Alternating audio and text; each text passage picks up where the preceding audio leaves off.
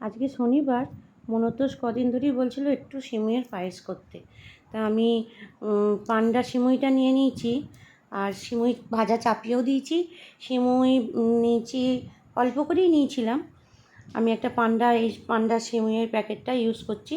এটা খুব সরু সিমুই আমুল দুধের সঙ্গে পড়লে না একদম পুরো রাবড়ির মতন খেতে লাগে। আর আমি এই আমুল দুধটা ইউজ করেছি।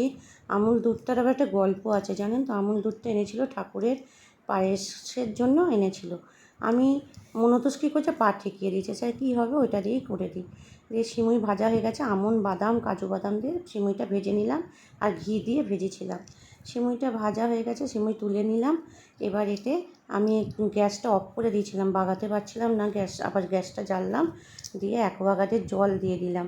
অ্যাকোয়াগার্ডের জল দিয়ে আমুলের গুঁড়ো যে দুধ আছে সেই দুধটা দিয়েই আমি সিমুইয়ের পায়েসটা করব।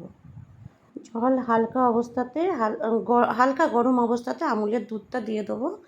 আর হালকা গরম হয়ে গেছে, আমি দেখে নিয়েছি। এখানে 4 প্যাকেট আমুল দুধের প্যাকেট দিয়েছিলাম। আর এই আমুল দুধের প্যাকেট দিয়ে করলে না পুরো রাবড়ির মতন খিরখির লাগে। হ্যাঁ, আর এইখানে আমি ছোটো এলাচ দিয়েছিলাম 4টে।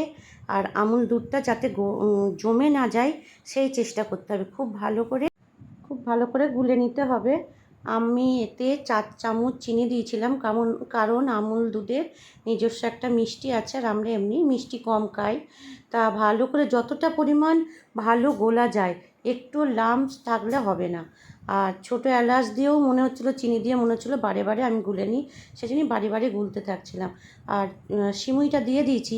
আর আমার তো এটা নিত্য নৈবেদ্য অভ্যাস যে আমি ভিডিওটা অন করতে ভুলে যাই।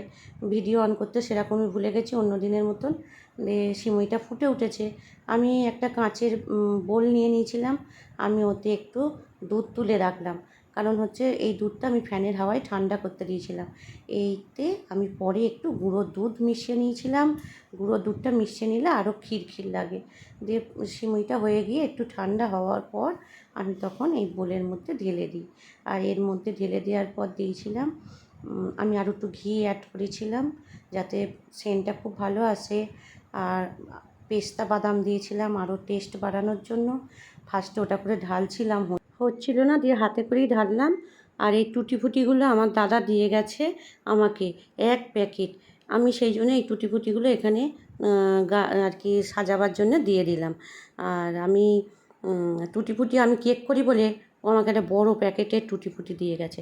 আর আমার লুচি হয়ে গেছে।